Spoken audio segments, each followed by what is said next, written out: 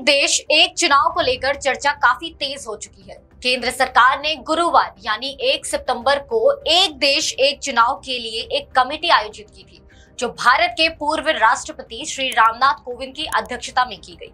नमस्कार, मैं कोमल सिन्हा, आप देख रहे हैं न्यूज़ वन टुडे। आपको बता दें, कमेटी की बैठक ऐसे वक्त में किया गया जब केंद्र सरकार ने 18 सितंबर से लेकर 22 सितंबर तक संसद का विशेष सत्र बुलाया है। एक निजी एजेंसी के मुताबिक केंद्र सरकार इस दौरान कई महत्वपूर्ण विधेयक पेश करने की तैयारी में है, जिसमें एक देश एक चुनाव भी शामिल है। आज हम आपको बताएंगे वन नेशन वन इलेक्शन के फायदे और नुकसान, इसके बारे में क्या है।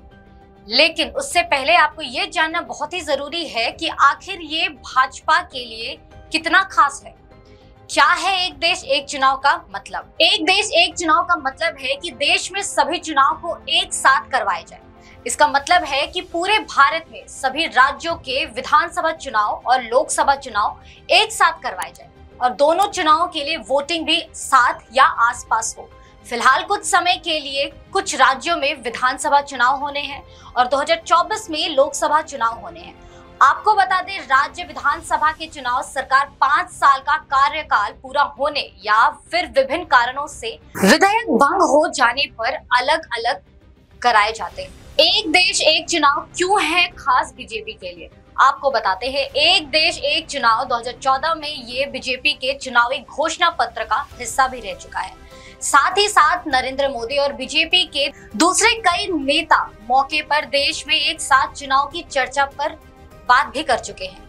मीडिया रिपोर्ट के मुताबिक पेज नंबर 14 में बीजेपी के चुनावी घोषणा पत्र पर लिखा गया है कि बीजेपी अपराधियों को खत्म करने के लिए चुनाव सुधार शुरू करना चाहती है और बीजेपी के अन्य दलों के साथ बातचीत के माध्यम से विधानसभा और लोकसभा चुनाव एक साथ करने की कोशिश करेगी। इससे चुनाव खर्चे को कम करने के अलावा राज्य सरकारों के लिए स्थितियां सुनिश्चित होगी।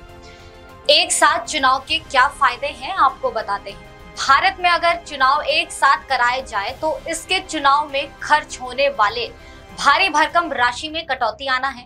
मीडिया रिपोर्ट के मुताबिक 2019 लोकसभा चुनाव में 60,000 करोड़ रुपए खर्च हुए थे। केंद्र चुनाव आयोग की तरफ से खर्च की गई मौजूद राशि चुनाव के दौरान अधिकारी चुनाव ड्यूटी में लगे होते हैं। इससे सामान्य प्रशासनिक काम प्रभावित होते हैं। क्या करना पड़ेगा एक देश एक चुनाव के लिए, आपको इसकी भी जानकारी देते हैं।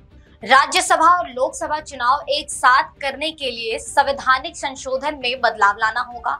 आइए जानते हैं इसके लिए क्या बदलाव करने होंगे।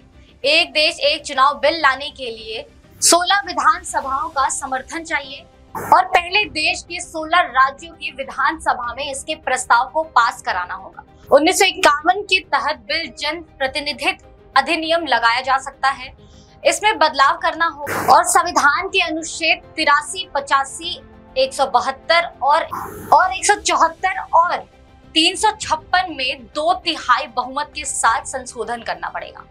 आशंका लगाई जा रही है अगर एक साथ चुनाव हुए तो क्या कुछ होगा।